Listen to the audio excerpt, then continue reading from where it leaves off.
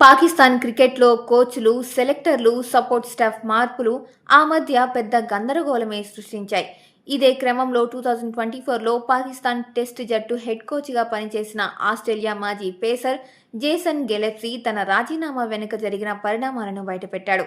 Social media వేదికగా ఎక్స్లో నిర్వహించిన క్వశ్చన్ అండ్ ఆన్సర్ సెషన్లో ఒక అభిమాని అడిగిన ప్రశ్నకు సమాధానంగా గెలెప్సీ ఈ విషయాలను వెల్లడించారు.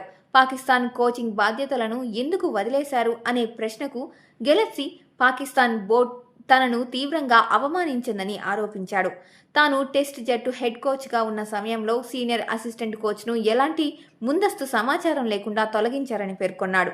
హెడ్ కోచ్గా తనకు చెప్పకుండానే ఇలాంటి కీలక నిర్ణయం తీసుకోవడం ఆక్వర్డ్గా అనిపించిందని, అదే తన రాజీనామాకు ప్రధాన కారణమని స్పష్టం చేశాడు.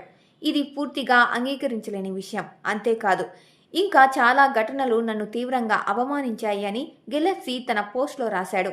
ఇంతకు ముందు కూడా గెలెప్సీ పీసీబీ చీఫ్ మొహసిన్ నఖ్వీపై పరోక్ష విమర్శలు కూడా చేశాడు.